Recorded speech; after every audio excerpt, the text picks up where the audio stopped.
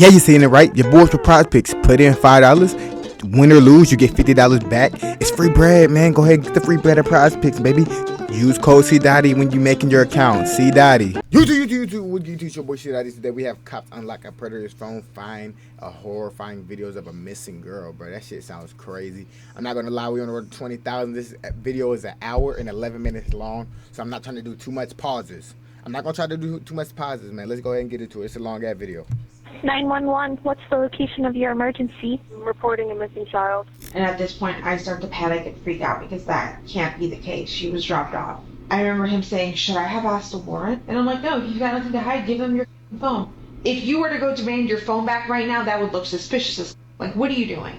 I feel like sometimes people struggle to show real emotion when they're aware of what the truth is. If I knew anything, I promise you, I would tell you. Like, I am willing to take a lie detector test, whatever the you want, but I don't know anything. On February 25th, 2024, in Kissimmee, Florida, Madeline Soto celebrated her 13th birthday party with family and friends. The joyous occasion was quickly overshadowed by fear and panic just one day later, when her mother arrived to pick her up from school, only to learn Madeline never made it to class. Police and investigators launch a massive search operation, but as they piece together the clues from her last 24 hours, shocking evidence and glaring inconsistencies begin to emerge, suggesting her disappearance may be connected to a far more sinister it was a cold case until. The following report is based on police records, and most of the footage has never been seen before until now. Please note that all persons charged with a crime are presumed innocent unless and until proven guilty in a court of law. On a late evening of February 26, 2024, the Orange County Sheriff's Office receives a 911 call from a caller with a dire concern. Do you need police, fire, or medical? Police, possibly. I'm reporting a missing child. Okay, and the child that you're trying to report missing, are you calling on behalf of the parent? Hey, these niggas be. Okay, and then how long has it been though since you guys have last seen her? Since this morning. She was dropped off at school this morning, and apparently she never showed up. We called everyone we knew. No one's seen her. So these niggas, bro, what I was about to say, these niggas be posted up outside of schools, bro, and that's basically what they just said about her, and I didn't even know that today, that call. Like, bro, these niggas really just be chilling, posted up outside the schools, waiting for the perfect time. The deputy will arrive as soon as possible. However, no help arrives. She calls back 2 more times, attempting to express the urgency of the situation. Do you need police, fire, medical? No, it's not a medical issue. We have a missing child since this morning. We already called 3 times. Yes, ma'am. I see you. This is waiting for a deputy to respond. You're waiting for a deputy to respond? Yes, ma'am. And how long more do we need to wait? It's a child missing. I understand that, ma'am, but I'm just not able to give out ETA. I don't know when they'll be there. So this is not important for you guys? Really? Ma'am, we were very busy in the area. Look, I understand that they'll be there as soon as they can, okay? The chilling reason for the delay and what had deputies in the area so busy would soon raise more questions about the timing of her disappearance.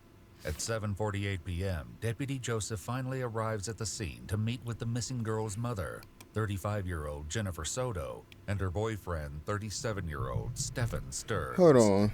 Hi there. Hey there. Hey there. What's going on? So, was dropped off close to school. Why are you blocking her name? Like, the name is right there. I'm sorry, one second. Yeah. Go ahead, sir. Are we looking for another kid, or we have a kid? Looking for another one. With more than one missing child in the area, the fear that she may have been abducted remains a possibility. Another one. She was supposed to be dropped off at school. Didn't make it to school. Didn't make it to school. I went to pick her up from school today, and she never came out. I got an email from the school saying she was absent, but I also messaged her teacher, and he looked at her entire attendance today and saw that she was completely not at school today either. Okay. So she never made it. Just had her 13th birthday. 13. What was she last seen wearing? Green hoodie, white Crocs, either blue or black pants. I think black shorts. Do you know if she has like friends in the area? That's crazy. She does, but she doesn't know where they live. I asked all of them. Is this like, did she like have any places that you guys know that she'll usually be at? Any friend's house? Any places that like she likes to hang out? Typically, no. Not typically. Okay. By any chance, does she have a phone number or phone? She does, but she left it at home today. I have it. You have it. And I've already gone through her messages. Okay. How about, does she have like Apple Watch? No. Does she have She's got a device. The only device she's got on her right now is her school laptop. a school laptop? Is that trackable? That might, because it's not connected to the Wi-Fi. It might not be. It should be. So if the Wi-Fi is turned on, it'll try to connect to the Wi-Fi. So if I like circle here, it connects to any USB video. Without her cell phone, the laptop is their only hope of tracking Madeline's location.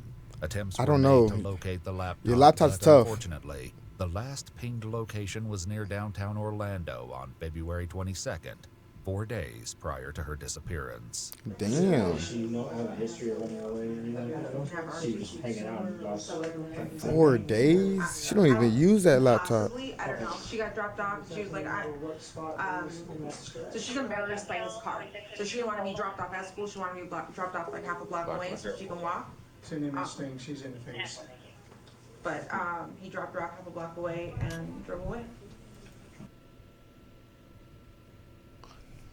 Bro, so that's the so she got took because the creep was just watching the pattern.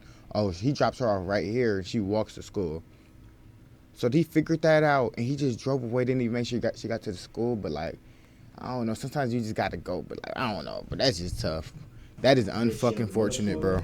No, we called school. She was walking in that direction. She was rifling through her backpack, just looking for something. I thought maybe she was just looking for headphones before she got her walking on. Yeah. But she was just kind of, shambling over in that direction. It looked the same as any other morning. A sudden phone call puts the room on high alert as family and officers alike wait to hear if it's news about Madeline. Hello? Yes? Hi, Principal. I'm okay. How are you? Stephan leads officers to the location where he believes he dropped her off for school, but apparent struggles with his memory give them a less than ideal start. Was it here? I couldn't remember the exact spot, but it was around where these communities were. Oh, thank you. So it's like around where these communities were. Okay. And it's just like in this stretch, like we could see the overpass down there. Damn. Where's this for? Just on the other side of the overpass. With a general idea of where Madeline was last seen, officers begin to search a nearby apartment complex for any sign of the missing child. No cameras up right now. I can't believe that in this day and age there's no cameras pointing on anyone. Yeah, I'm trying to see if we can find something. That is crazy, bro. Meanwhile, Deputy Joseph that is like a appears to tough have way, better like, luck because as she's he reviews embarrassed at a surveillance car. footage at a church half a mile from Madeline's school, where a young girl fitting her description was captured on camera in the early morning hours. There's like a car full. Yeah, he left and she walked onto property. And then she actually doubles back onto property. I guess she left. So she's still sitting there. Ventura, what's the other? What they were saying, right? She left her phone on to me. It's like That is just so bruh, that is crazy, dude. I don't want to be tracked. So I'm gonna try bumping it up like 10 minutes to see if she's still there. Yeah. Oh, wait, there is a person getting out of the car. She's gone. She's by 9.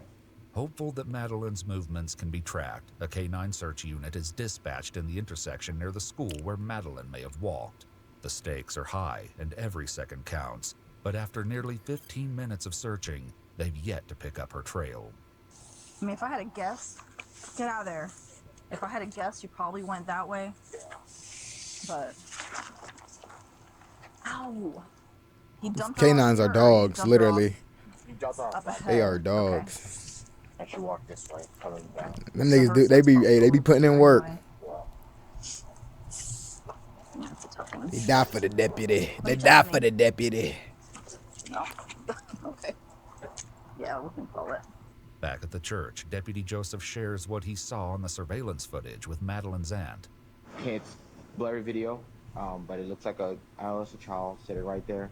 And I don't see her getting into anybody's car in the video. I see her sitting on property for give or take 10 minutes and then walking off property. I don't know which way she went from there. Get more video. show the bridge or anything? No. Speculating that Madeline may have wandered away on her own, the officer asks if there's anywhere she may have gone that she wouldn't want her mother to know about. I don't think so. I have no idea. We checked your phone. I didn't see any, like, Crazy stuff. Crazy. Yeah, me neither, yeah. I didn't see her trying to, like, plan anything with anyone. And I just really don't think she's the type to do that. Just walk up and leave. I don't see her doing that at all. The mystery of Madeline's disappearance eludes law enforcement as a challenging night of searching meets a Philly, yeah, you know the person, bro. Despite their exhaustive efforts, that shit is the haunting question of where that nigga Madeline is a has whole, gone bro. Show me the nigga face. Who is the niggas that doing this? The following day, show me the nigga face. This was recent too. Canvassing local neighborhoods, and the family makes multiple appearances in television interviews. As news about Madeline's disappearance spreads, some residents begin feeling the emotional impact. Oh, is this about that little girl? Yeah. Oh my God, I've been crying all day long. Yeah, she's been missing since 8:30 a.m. Why aren't there any updates? I'm looking everywhere for anybody. I kept saying to my son, I said, I'm hoping she skipped school today. While Orange County deputies continue knocking on doors, a detective heads to Madeline's school to speak with her best friend in the hopes she may have heard from her or has information that may lead to a breakthrough. She don't even know, bro. I thought it was fishy yesterday when she didn't text me at all, because usually even if she doesn't go to school that day, she texts me like the night or the day of, like she'll wake up early just to like text me like, hey, I'm not going to school. And she didn't yesterday, but I didn't think anything of it because I thought she like, oh, she like slept in or something. Okay. Did you ever try to call her or text her or anything? Yes, I called her. And no answer? No answer. And that's completely out of the ordinary for her? Yeah. According to investigators, Madeline's phone was unplugged from the charger on February 26th at 7:04 They got tabs on unplugging It was chargers? then powered off around 15 minutes later, which they would determine is an unusual pattern according to historical phone data. As speculation that Madeline ran away from home continues, her friend drops a shocking revelation. She had told, like, when I turned 13, once I turned 13, I'm going to leave this house and never come back. Why 13? Because she would always brag, because I said that I can't wait to my birthday, and she was like, are you having a birthday party? I said no, and she was like, oh, I get a whole bunch of money, like $500 something. I think she was waiting to turn 13, that way she could get a whole bunch of money and go. But where would she go? I have no clue. As the question of why Madeline I would wouldn't want to have run said away from that, home bro. haunts the I wouldn't even have investigators, said that, bro. Her mother, Jennifer, offers a simple explanation. So this whole living in the woods thing, I have people like tromping through the woods right now on horses and ATVs and all sort of things, but has she ever mentioned that before? The thing is, I started talking to her about World War III, just what's happening politically, and I'm like, you know, I don't know what that means for us, but we'll see what happens.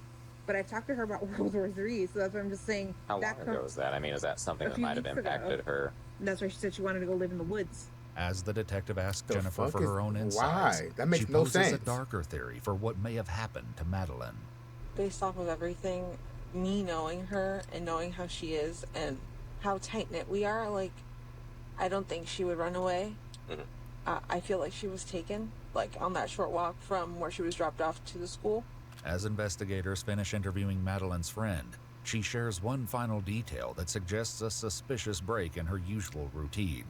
The friend shares that Madeline always preferred to be dropped off at school and had never walked her way to school from the church. But yesterday, for some random reason, she wanted to be dropped off at the church? I don't know if she's ever been dropped off. That's not what her mom said. That's not what her mom said, though. The unusual circumstances not what her mom leave said. detectives scrambling for answers. Her and mom said she was embarrassed of the dad car, so she wanted to be dropped off there. That's what she they'll said. soon turn to Stephan and Jennifer to fill in the blanks. As officers continue canvassing, a second night falls with no valuable leads. I ain't gonna lie, By bro. now, Bro, come on, bro. I ain't gonna lie. She's a 13-year-old little girl, bro. Drop her off at the front of the school. She's embarrassed. Nigga, bro, get out the car, bro. You're in elementary school, whatever you in. Like, get out of here, bro. Madeline has been missing for over You're in 48 middle school, hours. bro. It did not matter. K9 Wyatt returns for a second attempt at locating her trail. This time, beginning at Madeline's residence, where Stephan and Jennifer are waiting. We're gonna pull one more and then we're gonna have the dog sniff it out again and see if we could get another track going. Can I get you, like, the last outfit you were wearing? Has it been like with other clothes and all that, like your clothes? They got mixed in with pink clothes and dirty clothes. Is it other people's dirty clothes or is it her dirty clothes? Is her What about underwear? like a pillow that she likes to sleep with? Her underwear is that. I mean, all of that stuff works. Yeah, but you slept on the pillow this morning. No, that's right. I snuggled with a pillow. They settle on using a pair of her underwear from the bathroom, and the search begins. However, Stephan's curiosity will soon create an unexpected barrier to their efforts. I'm gonna be going like right where you guys are. Yeah. You guys can go inside if you want, because then I just don't want him trying to track you guys. Yeah. He's a pretty cute little guy. Just as long as everybody's inside. I'm not gonna go inside. I'm just gonna start at the front door. He's trying to open the door. Oh god. He opened the door. Sorry. He knows how to open doors. Damn. After only a few minutes of searching, My dog do too. Stephan is seen lingering But just around the corner, the little small leading handle to doors. frustration with the canine's handler. No, sorry. He backtracks a lot, so he kind of just circles. Yeah. After being told that it's just trying to... Unfortunately, no critical evidence was found in the second canine search, and concerns around Madeleine's whereabouts continued to escalate. By Friday, March 1st, 5 days after she first disappeared, Madeleine is still nowhere to be found. Jennifer and Stephan have been interviewed multiple times, but inconsistencies in their accounts and shocking new evidence have thrown the case in a chilling new direction.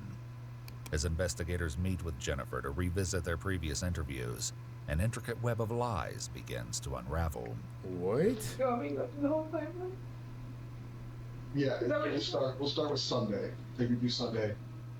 Sunday birthday party. She spent the whole day at my mom's house. They celebrated with the whole family. I was at work. I just started a new job last week or the week before. She had the best day. She was so happy when I got home and I saw her at my house around 8:30 that night. I wasn't home. She got dropped off alone. About 10 to 15 minutes later, Stephan showed up. At your house in Kissimmee. At my house in Kissimmee, he called me.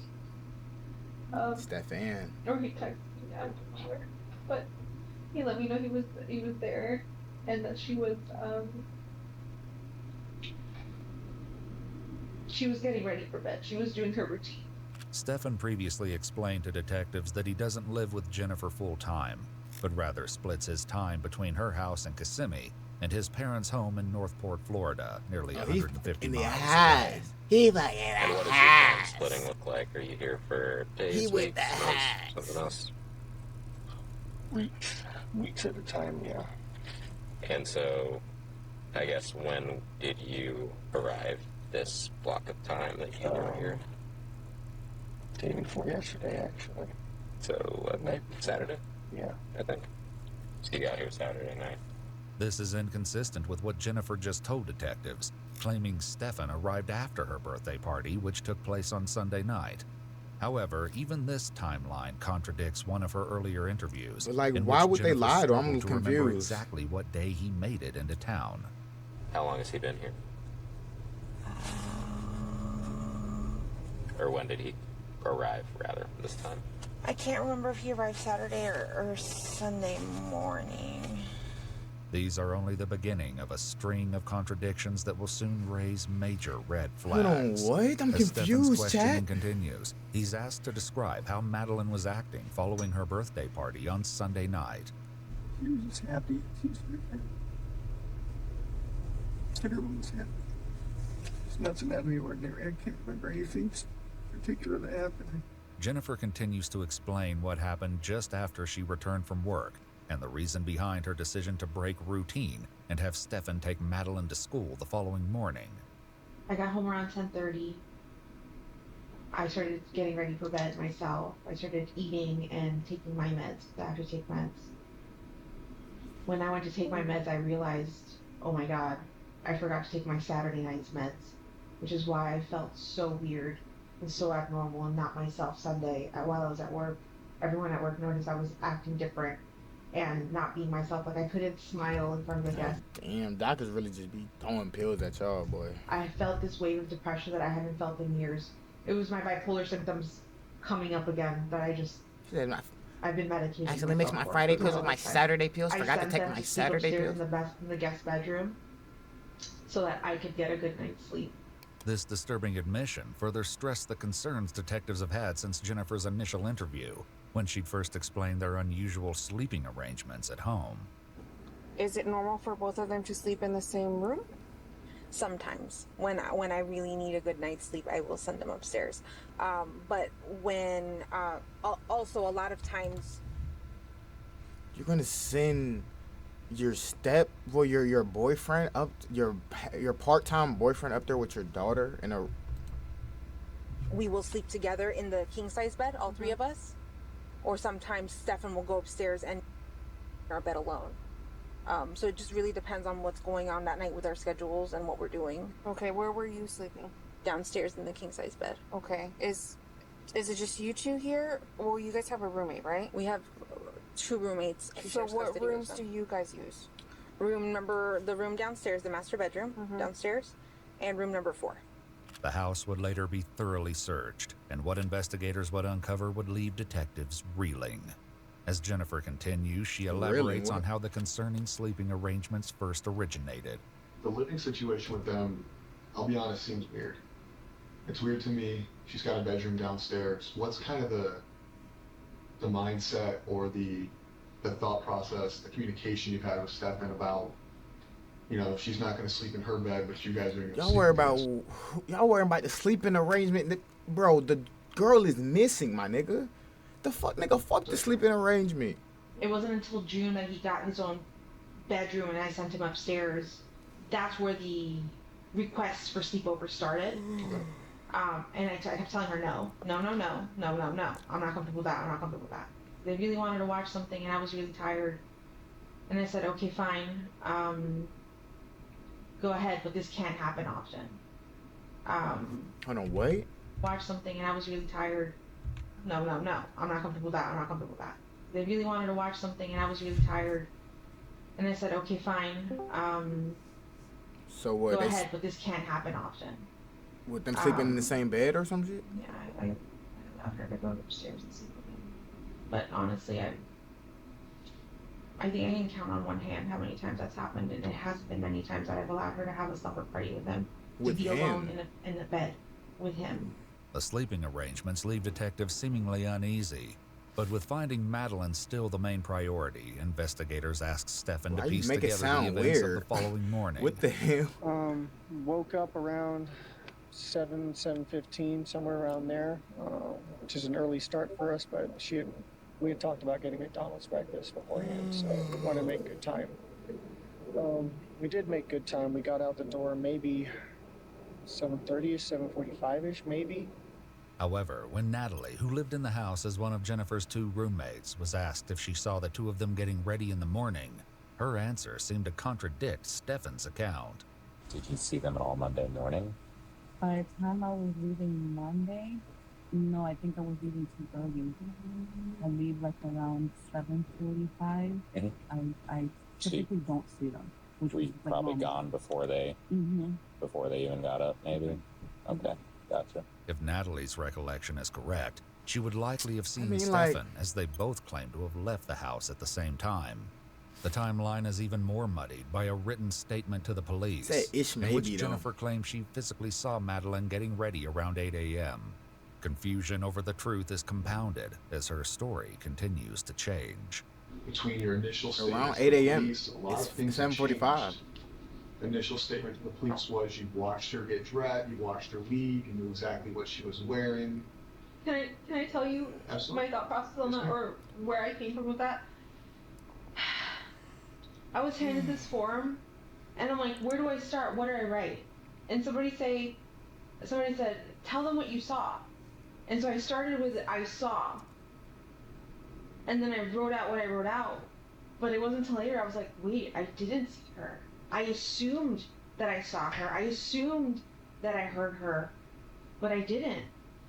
In reality, I didn't see her. I only saw him. and I heard something in the kitchen, but I don't know who that was. Despite the inconsistencies, investigators move on to what happened after Stephan and Madeline allegedly left for school. She was asleep in the car most of the time, just snoozing until we got there.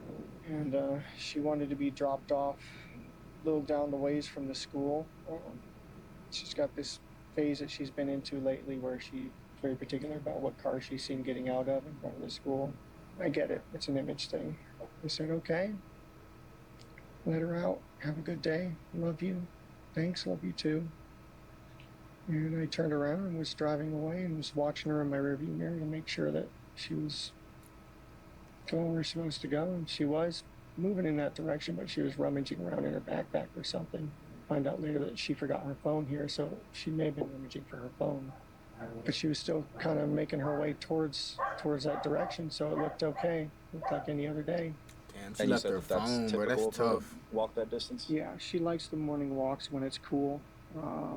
And she will sometimes like her to phone get hang turned out off with though? her friends. She's known to do that. They say her phone got turned off at 7:16, so. Statement seems to have raised suspicions with investigators, as Madeline's friend informs them that it isn't typical for her to be dropped off anywhere but in front of the school. Stephan also claims to have dropped her off between 8:20 and 8:48. I'm thinking, how would she know? How would her friend know? Like, I know they probably talk or whatever, but bruh, how do you? Yeah. But when she tell you, "Oh, confronted with what I'm not. I detectives didn't get saw dropped on off the for the local school street today. Like, cameras, that's just not normal." Stephan makes an abrupt change to his story. So, why is your car seen going southbound at 8:10? So, meaning going toward Kissimmee. Mm-hmm. I had forgotten my gate clicker. I'm sorry. I forgot. I had gone back to the house real quick after we left. I actually had to go through the front gate and use my parking pass to grab my clicker. So it was the wrong time. I'm sorry. Like I said, I was guesstimating these times. I'm not a morning person. Okay. So yes, we'd gone out. How far did you get before you came back down? When you realized you forgot your clicker? Nearly all the way to the school. So you guys came back here to get your clicker? Correct. So when we look at the cameras in the front, it's going to show you coming back in Correct. here with her in the car? Yes, with her in the passenger seat, Okay. yes. Footage from the apartment shows Stephan pulling up to the complex trash compactor at 7:35 a.m. in his silver sedan. He's wearing a red-colored shirt as he throws a trash bag inside the compactor and pulls away. A female, believed to be Madeline, is visible in the front passenger seat, appearing slightly slumped over. They leave and return to the apartment at 8:19 a.m., where Stephan appears to speak briefly with a security guard. Madeline still appears to be in the front passenger seat. The security guard was later interviewed, but his account burns another hole in Stephan's story. Do you remember a resident coming through in a silver Lincoln sedan? I do remember, but not his face. I talked to him. He showed me his little clicker, and he's like, "Hey man, I'm clicking. It's not working." And then I went and I clicked the button. He went inside, and I just remember there was a woman like sleeping beside him with a green shirt. If Stephan already had his gate clicker, his reason for returning to the complex falls apart, leaving investigators to question what else he may have lied about. That is fact. They determine the trash compactor needs a closer look and begin the process of gathering a warrant to search its contents. Meanwhile, with more questions than answers, Stephan continues to explain what happened next after he returned to the area near the church and dropped Madeline off. All I gotta say is no way. What did you do after you left the area? I left to go to the local vape shop because I needed some more vape juice. They weren't quite open yet, so I ended up going back home. Waited about an hour or so and then went back and checked the vape shop again. Damn, nigga, that serious? It was open, so I got what I needed there and came back. Do you remember what time you came home? The first time was probably right around 10, close to it. Probably finished at the vape shop and came back home again a little after 11. Okay. You said the first time that you hung out with a little bit, right? Yeah. Was there when you got here at 10? Okay. I think so. She might have been at her Dude, blood why they appointment. Let me double got check. names like they It's okay, cuss we don't have to words? ask her right now. Sorry, everything's a blur. So she might have been here, she might have not have been here I the first time. believe she was here because she was sleeping in as much as she possibly could because she's been messed up with a new work schedule. So she had to be here because she didn't want to sleep in. With Stephan struggling to remember whether or not Jennifer was home when he arrived back at the apartment, investigators turned to Jennifer herself for confirmation. When Stephan called me around 10:18 in the morning, I had stepped out to go get blood work done. And he had just let me know that he just got back home from running a few errands. I asked, did you guys ever just stop at McDonald's? And he said, no, she changed her mind. He tried convincing her a few times that she did not want McDonald's anymore. At what time did you leave the You house want to make yesterday griddle? in the morning? Or what time did you step out, rather? I'm going to say around 9:30. You left around 9:30. And then Stephan called you around 10 to say he got home? Yeah. Cool.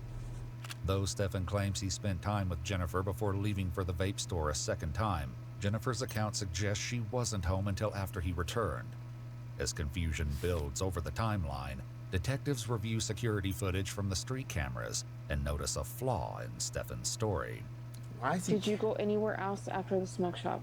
Oh no, I don't think I went anywhere specific. I was just driving probably in the direction of home.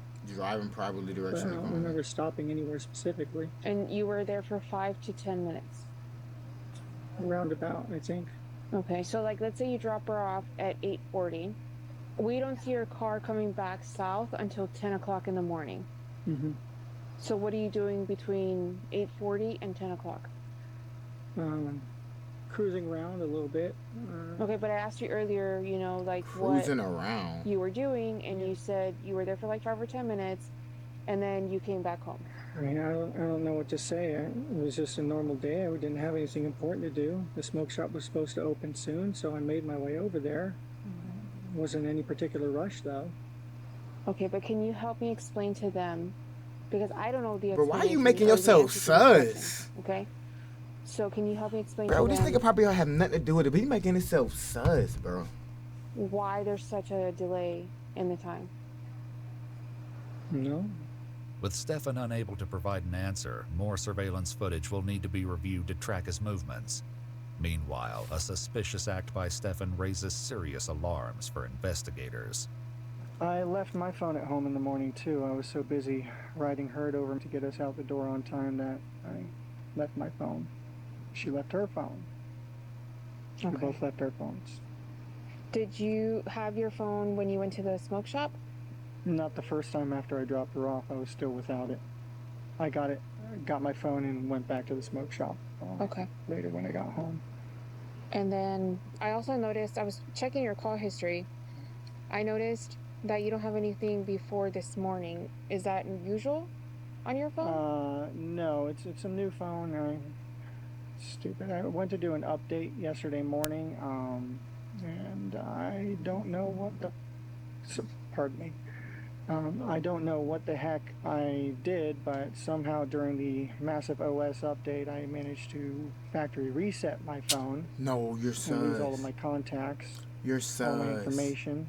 Jennifer also corroborates this story as she explains the moment the supposed accident took place. You're sus. They said, how the hell does that happen? That gives you options now when you reset your phone. He goes, yeah, apparently I wasn't paying attention and it just, I just pressed the button and it happened. That's not how it works. Oh, that's unfortunate. That sucks.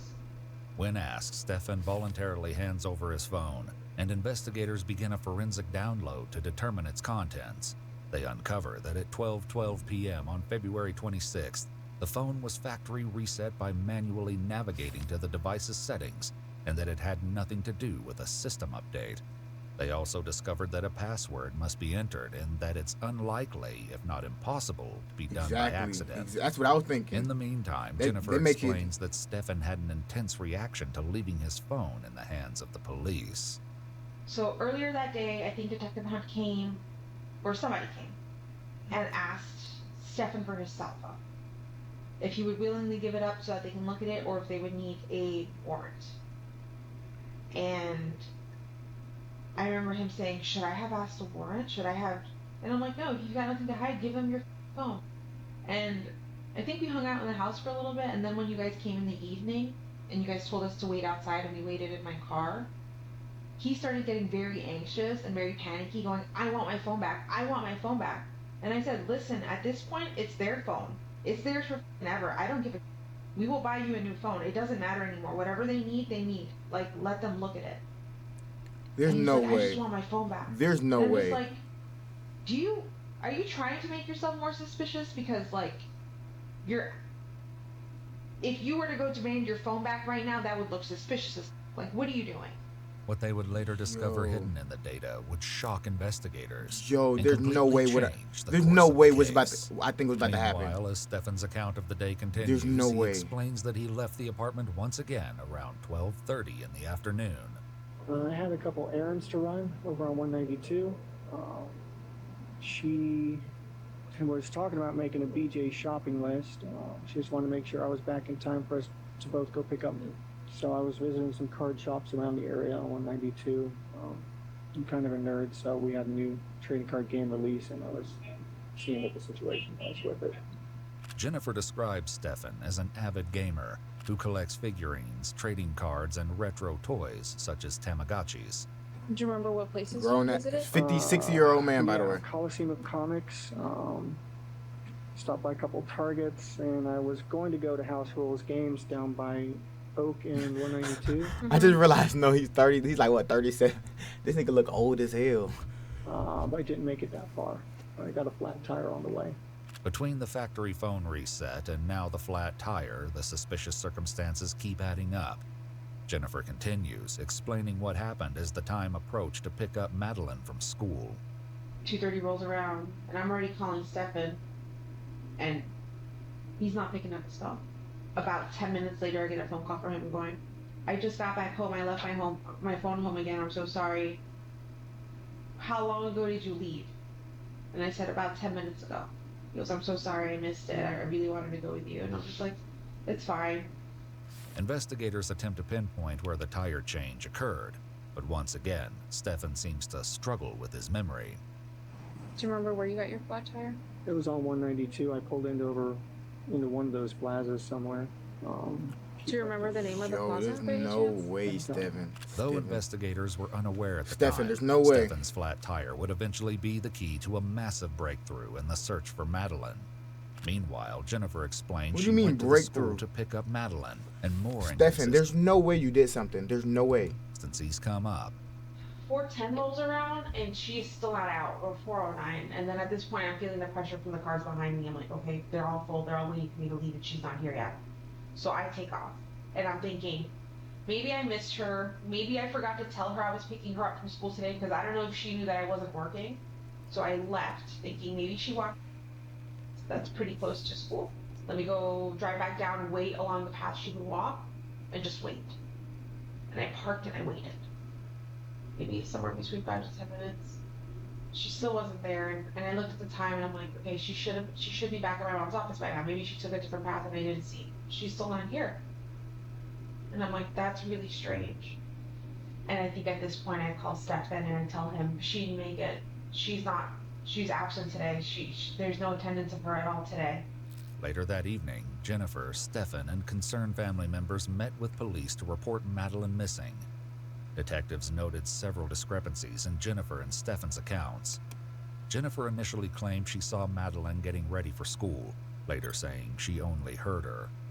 Curiously, she'd corrected Stephan on what Madeline was wearing earlier, despite initial statements that she never saw her. That is facts. I do remember that. Either blue or black pants. I think black shorts. Black shorts? Yeah. Black shorts? Okay. Additionally, a review of cameras near where Stephan supposedly left Madeline doesn't show his car in the area, and cameras capture him moving in the opposite direction at the time he was supposedly dropping her off at school. A license plate reader also captured Stephan 9 miles away. Ever since they've been dropping body cams, bro, these dots been crazy. And Cloud at the time he was supposedly heading toward House Rules Games in Kissimmee. The footage they've been getting where off he these is disappears insane. from cameras for approximately 54 minutes. With suspicious circumstances surrounding Madeline's disappearance, police prohibit Stephan and Jennifer from re-entering their apartment on the night of February 27th, 1 day following Madeline's disappearance. What? Jennifer's reaction to the news was far from what investigators expected. I think at this point, when I noticed that forensics was locking down the house and you guys said we couldn't come back, I told him to call his dad. Because I had a feeling something, y'all knew something and it was going to come down on him. And I'm just like, they're focusing on the wrong person. They have the wrong person. In my head, I'm convinced you guys are just, that you had the wrong person. I started saying to him, like, I think they're focusing in on you. Like, you need to call your dad, and I think we need to get you a lawyer. How did he feel when you said he needs a lawyer? He didn't believe me. Like, when I told him, like, don't you see forensics is closing down the house? They know something, or there's something, like, they know something. She trusts you so much, she just don't even believe it's this nigga, bro. If they didn't have That's the suspicions of thing. something. On the night of February 27th, after the police seized Stephan's phone in their apartment, they booked a hotel with Stephan's dad, Chris, a retired Orange County police deputy. Chris will soon speak with police, sharing his own fears and suspicions about his son. Meanwhile, the following morning, Stephan's sudden absence from the hotel doesn't go unnoticed. His dad finna stand on business. 9 o'clock in the morning, and Stephan's not there. And I remember thinking, he left again without his phone and didn't tell anyone where he was going. That's suspicious again. Why is he trying to? Well, we took his phone, so he got a new phone? He didn't get the new phone until later that day, where his dad woke up, came to our hotel room, and then handed him a phone. But he rolled in around 11:15, rolled in with a cup of Wawa, and said, oh, I'm so sorry, I was just driving around. I grabbed some Wawa on 182 and got lost. I didn't know how to get back to the hotel, but I'm here now. And I'm just like, detectives are about to show up. What the would have happened if they showed up and you weren't here? Like, you would have been a fugitive. Like, what are you doing? And he was just apologetic about not telling anyone where he went. Yeah, he sus, bro. He sus as fuck. But, you know, I mean, he had a Wawa cup, and he said he was up at 192. Yeah, but in reality, I know that. Hey, that's why I'm not no cop. That nigga would have got me. I was not I was not thinking of him. Was down there for an hour and came back. Cameras capture Stephan leaving the hotel lobby at 4:35 a.m. in Jennifer's car. In the morning? The license plate reader captures him again 1 mile from his parents' home in Northport, Florida, nearly 150 miles from Kissimmee, at 6:29 a.m. Investigators urgently speak with Stephan's dad, Chris, as their suspicions surrounding Stephan's activities solidify their suspicions about it being connected with Madeline's whereabouts. Did he tell you he was in Northport today? I'm assuming he did it based on the reaction. Okay. So, you need to take a seat? Or? No. Okay. He was in Northport. Yes. We have more than enough reason to believe that Stephan was in Northport today, the exit that you took into your house. Our concern is we're conducting a missing. Yeah. Given the proximity of that exit to your home, what we're trying to find out is if she's just hanging out in your house, you just wanted to get her somewhere safe, we want to put eyes on her, make sure she's okay. Chris contacts his wife, who's currently at their house in Northport, to let her know that local police are on the way. Meanwhile, Chris theorizes that if Stephan were hiding Madeline, there may be another place worth searching. They're going to come over and want to search a house for, apparently, can I tell them? Yeah. Apparently, Stephan made a trip down to Northport last night. Or this morning, I should say. Yeah, I fact. have no idea. But there's a storage unit, but he wouldn't have access to the keys to the storage unit because I have the only key to it. And that would have been locked in my car, and he would have had to come in my room, which he didn't have a key to get into it. Chris cooperates fully, giving police permission to search his home and the storage unit in Northport for any sign of Madeline.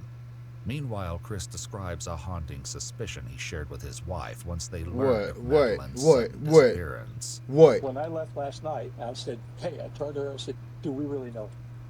You know, is he capable of doing something harmful to her? Why would you suspect that?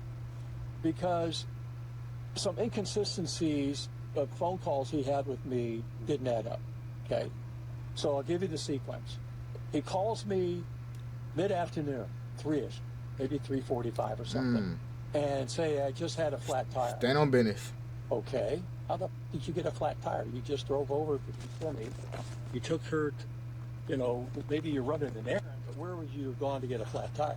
It was several hours later, around 5 p.m., when Stephan told Chris that Madeline never showed up for school. Meanwhile, Jennifer shares similar concerns about his activities. him disappearing to Northport. What the hell was he doing? That is suspicious. I mean, now that I know that that's where he went, that is suspicious as all. Why did he go to a storage unit facility? What was he grabbing? What was he trying to dispose of? Or what was he trying to hide in the That to me is suspicious. What Stephan was doing in Northport and how it's related to Madeline's disappearance will be revealed later. No, she's unit probably searched, shook right but now. no I'm not gonna sign lie. of Madeline is found. In the meantime, Stephan is brought to the police station just after his return to the I know she is shook, bro. All these days, bro, she's sleeping with this nigga. hotel She's on sleeping February with him. 28th, unaware that his many lies are about to catch up with him. What happened to your hand? Flat tire. I haven't changed a flat tire in about 10 years. I made a rookie mistake and had my thumb too close to where the jack and the frame meet. And it slipped, and the frame came down on my thumb and pinned it between the jack. What about the other scratches? Courtesy of a janky tire iron and the road. Did you bleed at all? Yeah, this one had some blood and this one had some blood, but not much. It clotted fast. Do you know what popped your tire at all? No idea. Tire just started going floppy and then Pretty worn out or way something? floppier and then just completely freaking separated. Thank God we had a spare in the jack. Janky as it was. So typically when changing a tire and Head stuff, down. you gotta get brake dust No. and dirty and all that. Yeah. Keep in mind, no eye contact, head down. He's not looking at him right here. He's not looking at him. Trust me. Did you have some Head down, Positive that head I, down, head down. No eye some contact. freaking brake dust or tire dust or something because I was coughing the rest of the afternoon. Now he's What'd you looking end at up him. doing to clean up or stop the bleeding and stuff? Nothing, actually. Just You went didn't get too home and dirty? washed my hands and that was it. Your clothes get all messed up at all, or Not bad. Surprisingly. what were you wearing by chance? This. Still wearing this. I'm still wearing the same Dirty, clothes. dirty ass nigga. Dirty ass nigga. Try to, yes.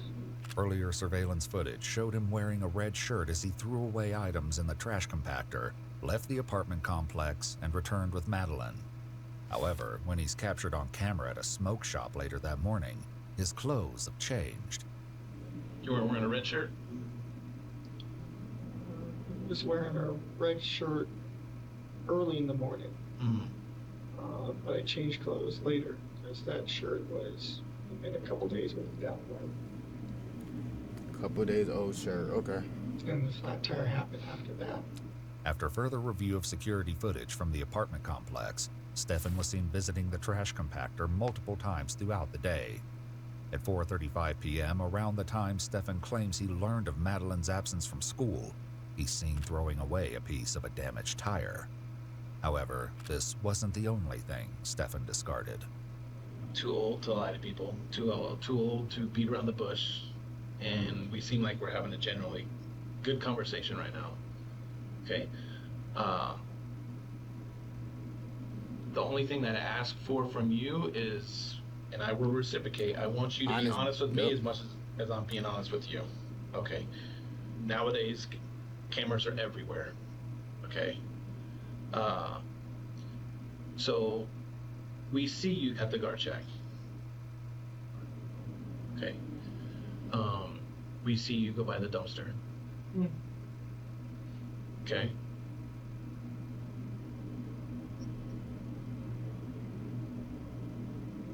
I may have taken some trash with me then. What was in the trash? House trash. House trash? Yeah. When you for school, did she have her backpack with her? Why are they blocking that out? Did she have her school computer with her? Yes. Presumably, yes. Presumably. Okay. She should have. In condition of order.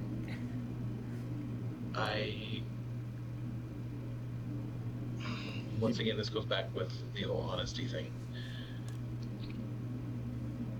There was things in that trash bag that got thrown away that probably shouldn't have been thrown away.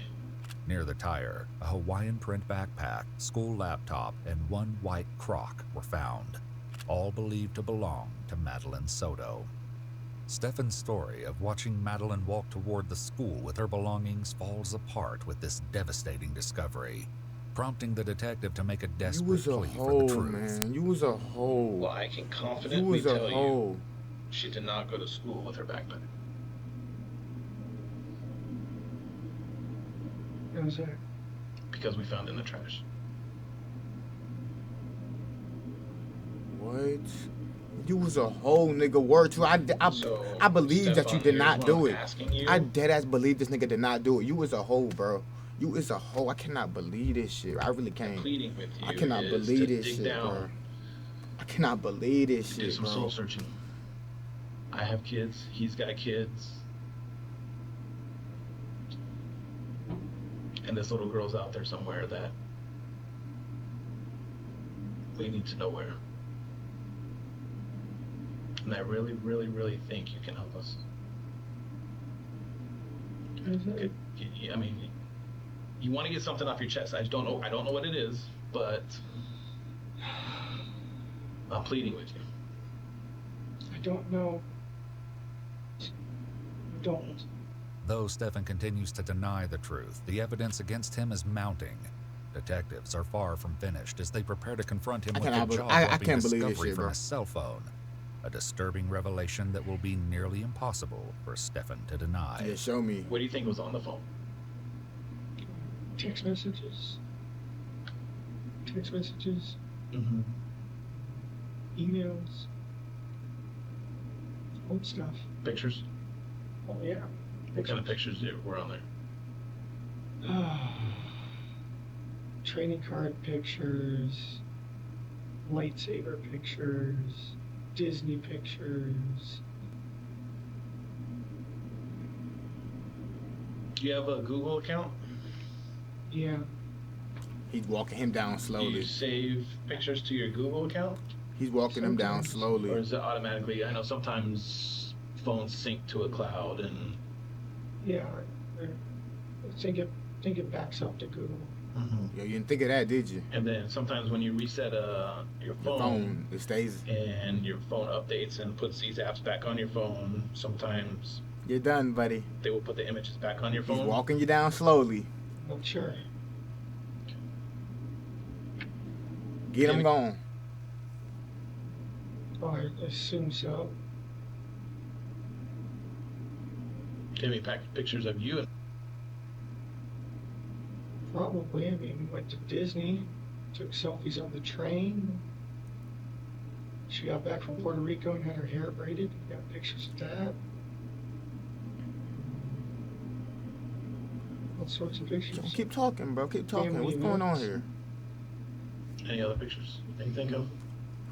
On February 28th, 2 days after Madeline's disappearance, the digital forensics team was able to recover hundreds of images and videos from the phone and a Google Cloud account.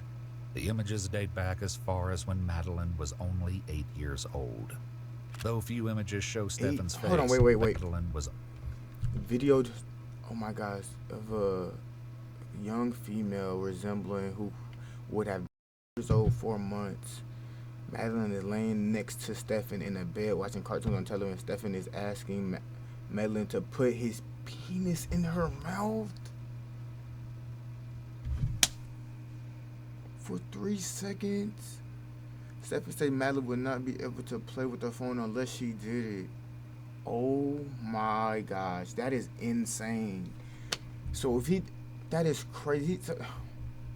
So if he never would have crashed out and did that, this never probably would have been ever brought up. Ever. Never knew about. That is fucking insane, bro. Only 8 years old. Though few images show Stephan's face, a unique black mark on his genitals would later match those seen in the photos. More discoveries would later come from his search history, with horrifying implications.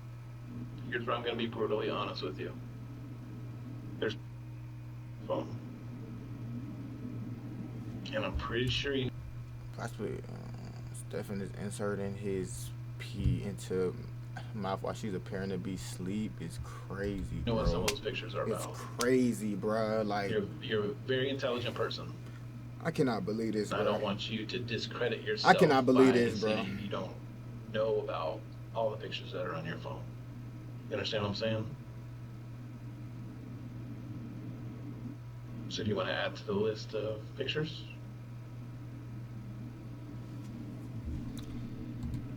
Another one. Stephan inserting his into her mouth while she's underneath the blanket. No. Should I be talking with a lawyer right now? I can't answer that question. My sole purpose right now is to see if I can find, and I'm really hoping you can help me. Okay. Well, I'd like to try to help, but I feel like I should probably have a lawyer present at this point. In a nearby interrogation room, Jennifer is presented with the distressing evidence. However, her initial reaction leaves investigators in shock. We have his phone. We were able to get into his phone. I want to see and what she there are said. some very, very unfortunate graphic pictures with... I wish I could tell you this was all a made-up story, but it's not. Did you ever suspect anything like this? No? You okay? How are you feeling right now? Can't breathe. Is this a surprise? Is there photos of her? Mm-hmm. Yes. So you know how we have his phone? Obviously, that's how we were able to find the photos in there. I don't want to believe that this is true. Can I see some of that evidence? What makes you believe that it's not? I thought I knew him well enough. Though investigators You don't. insist the photos are true, You don't. Jennifer continues to ask them to show her the proof. Despite their concerns that the images may be too difficult for her to see, they ultimately reveal one of the images to her. Jennifer's reaction, however, will soon lead the detective to a chilling conclusion. So what do you think should happen to Stephan? I'm afraid to say press charges, but what else? There's a side of me that wants to say he's innocent, but this doesn't happen. Can I make one decision now and change my mind later? If I decide not to press charges now, could I change my mind and press charges later? It's a lot to digest. Okay, so I don't want to make you answer that right now. But when we come back, we'll talk more about it. She's our main focus. That's where I'm at. I know that the acts happened, but I'm not convinced that he didn't take her to school. I'm not convinced that I know that he's the that's reason she's happened. gone. Because if this had been going on for so long, what's the motive? Why Monday? Why that day? Why the day after her birthday when we were supposed to spend the entire week together and have such a great time? Like we had plans. Like we knew we were just gonna be together that week and we were gonna have a good time. So I just can't think like why. When you say what's the motive, what are you assuming? He's horny. That she was taken. Not that anyone that I know has done something to her, because I feel like nobody I know would do something to her, would hurt her. But would you're wrong. I'm murder sorry. her, You're anything wrong. like that. In addition to the photos, several items were located in a search of their apartment, including a firearm found in Stephan's room. In Madeline's room, a phone tripod was located inside a drawer, and a pair of men's underwear was found in a laundry basket. Police noted that a specialized light source was used on Madeline's bed, and areas of fluorescence were observed on her comforter. Additionally, Madeline's school notebook was found and appeared to contain graphic depictions of sexual acts. The evidence is enough to charge Stephan with sexual battery, because of what and she's after going more through. evidence is collected by police, he is placed under arrest. The investigators are still looking for Madeline, and despite the overwhelming evidence of Madeline's victimization, it still isn't enough to convince Jennifer that Stephan had something to do with her disappearance. We know that.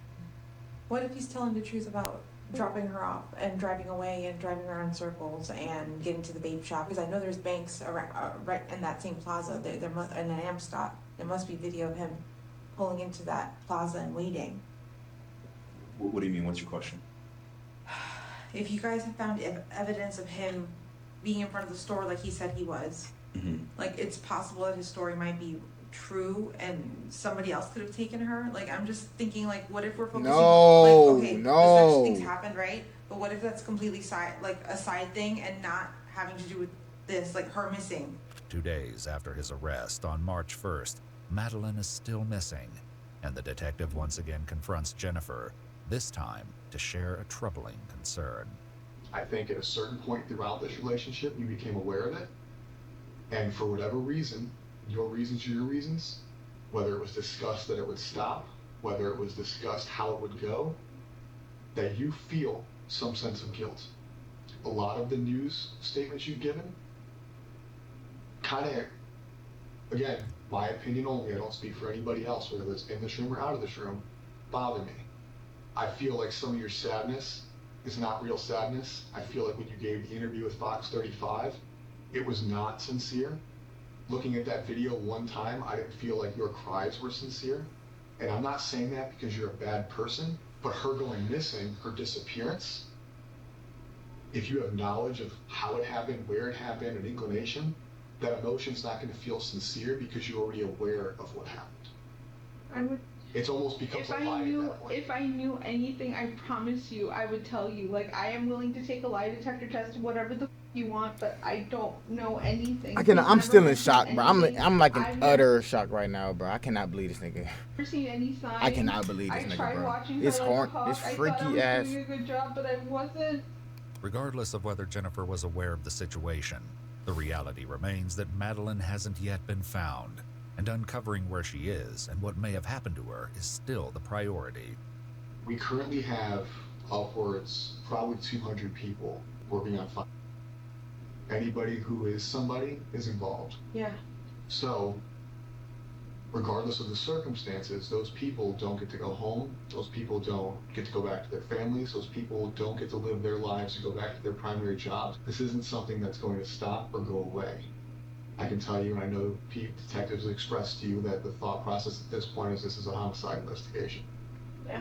Based on the evidence I've seen, based on the videos I've seen. Further review of the surveillance footage, which shows Madeline traveling with Stephan in the early hours of February 26th, leads detectives to draw a heartbreaking conclusion. They note that the slumped position, with her head leaning, is not a common sitting position, and horrifically, perhaps indicates that Madeline may not be alive. Additionally, footage captured in a parking garage shows what appears to be Stephan carrying Madeline from the front passenger seat to the trunk at approximately 9:41 a.m., the time when Stephan claimed to be meandering around while waiting for the vape store to open. Without her body, however, their conclusion is only a theory. Meanwhile, a startling admission by Jennifer will soon lead to a brutal confrontation by the detective, whose patience appears to be wearing thin.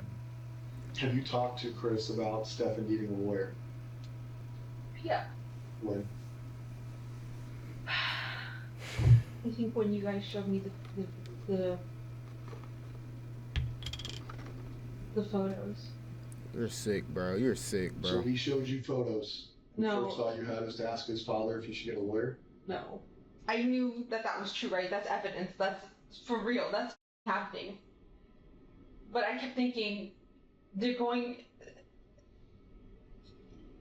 I don't know why I kept... I can't tell you why my brain kept thinking, no, he didn't kill her. Not that he didn't kill her, but she's still missing. She's still out there. She was taken. Yes, he's done this to her, and that's not okay. But I swore she was still... I felt in my body she was still alive. She was still out there. Wrong, bro. I told Chris to get him a lawyer because I felt like you guys were chasing the wrong person. But you weren't.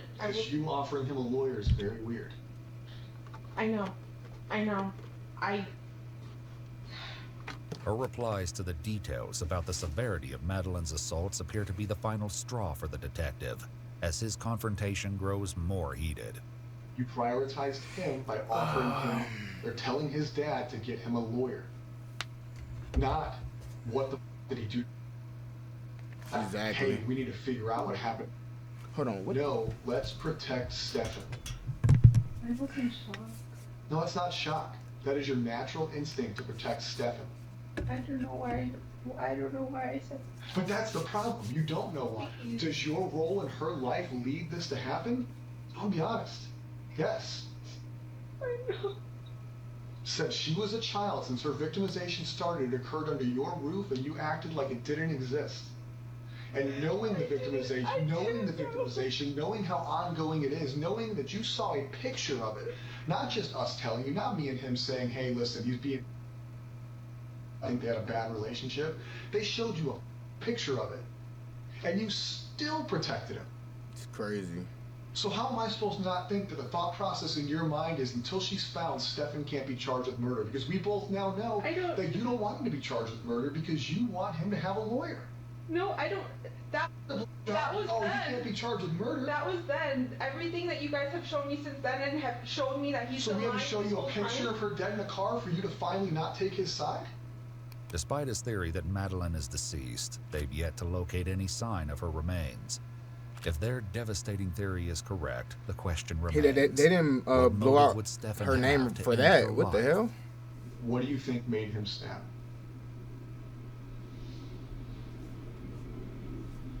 I don't know. Theories, I keep hearing. Tell me your theories, because here's the deal. We don't go home until she's found. No, I know. So what are your theories? What I've heard is, what if she upset him and threatened to tell me and say that she was going to tell me and he needed to shut that down. That's the only thing. What do you think?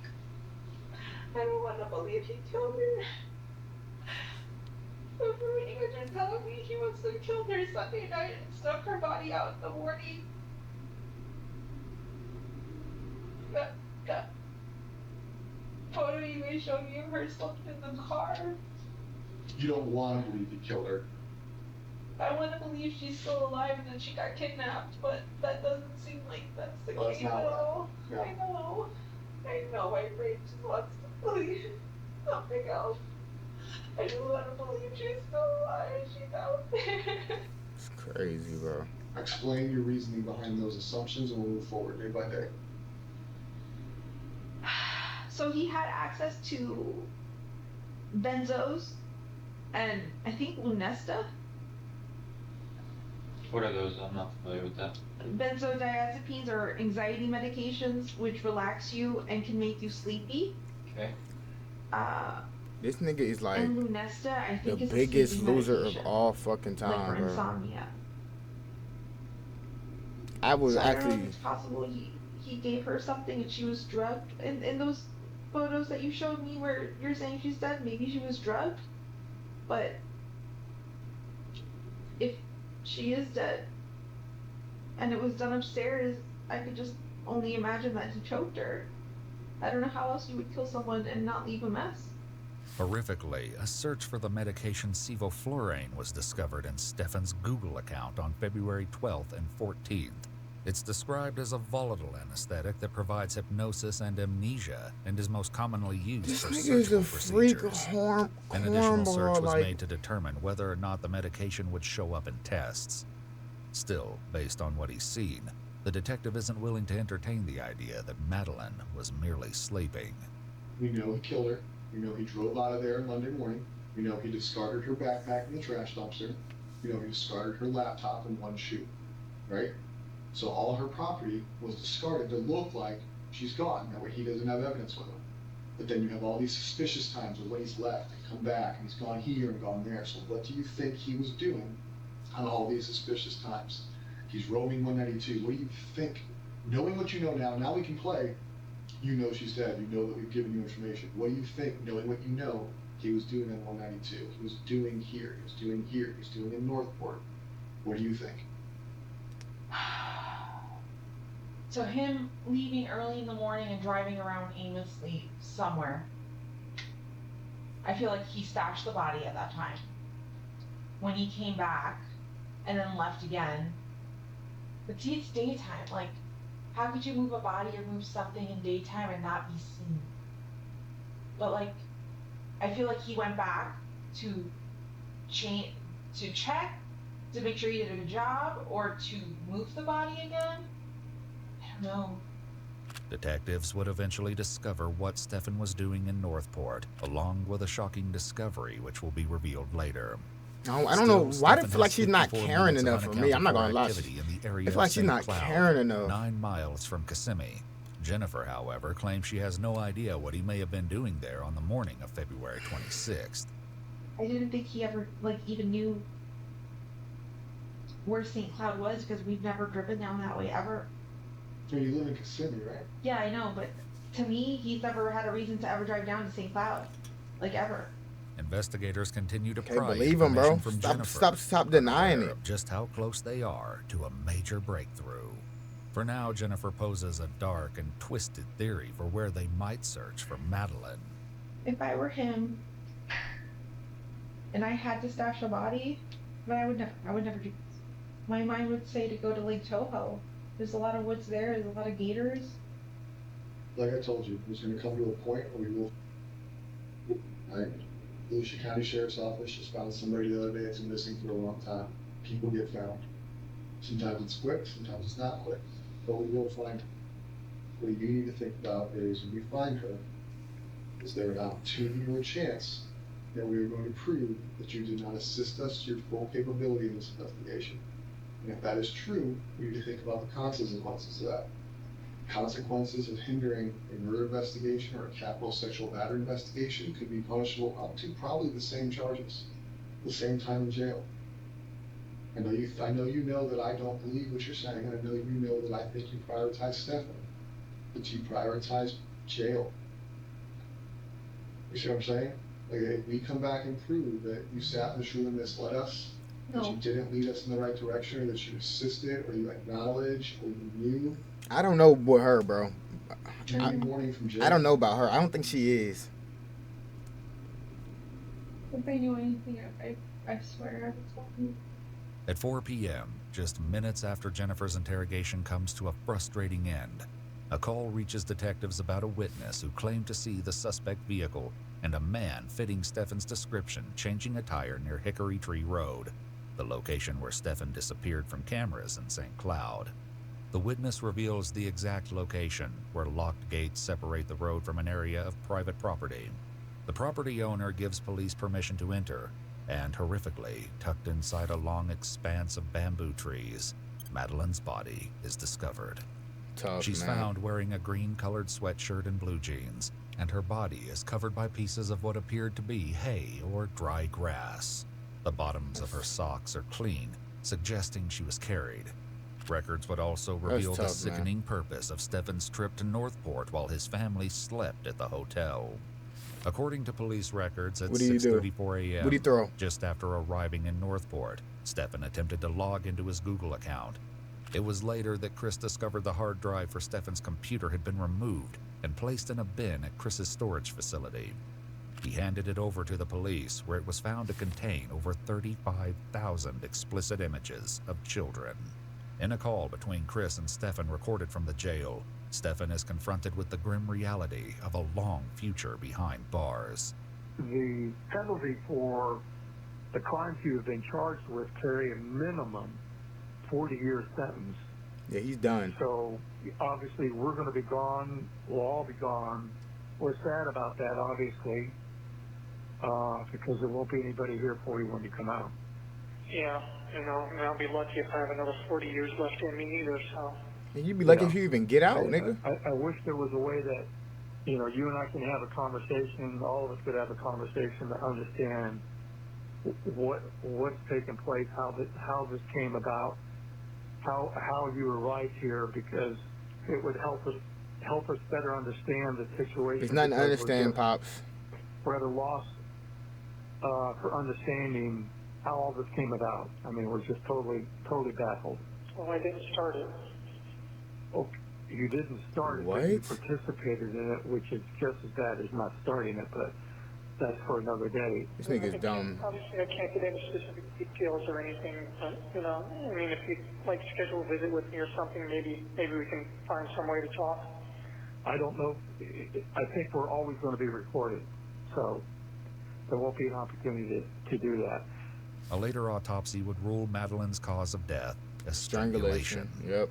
Though an exact time of death could not be determined, Oh my gosh, this man is believe she so was deceased lame, before man. she was taken out of the apartment and was killed either the night of her birthday party or early the following morning. The footage of the young girl seen wandering away from the church Monday morning was not Madeline, but an unfortunate coincidence that the person on camera bore a similar resemblance. Stephan is being held without bond and is currently facing multiple charges, including 13 counts of sexual battery, 7 counts of lewd molestation, 39 counts of unlawful possession of obscene materials, and first-degree capital murder. What about all the child pornography charge? What about that? On April 26, Just give him life, fuck it. 37-year-old Stephan Michael Stearns entered a plea of not guilty. His jury trial is set to begin on September 22nd, 2025, he's not beating that. where prosecutors intend to seek the death penalty. Yeah, he's not beating that. He currently awaits his fate at the Osceola County Jail in Kissimmee, Florida. Jennifer has not been charged with any crimes related to the disappearance or murder. Yeah, RP with Madeline, but that's crazy. Hey, I feel like she have nothing to do with it, but that is crazy. I was not expecting that man to do that, bro. That is crazy, bro. That's why I'm not a cop, bro. I mean, so I think about that double on the 20,000, man. RP, man. I'm out this bit.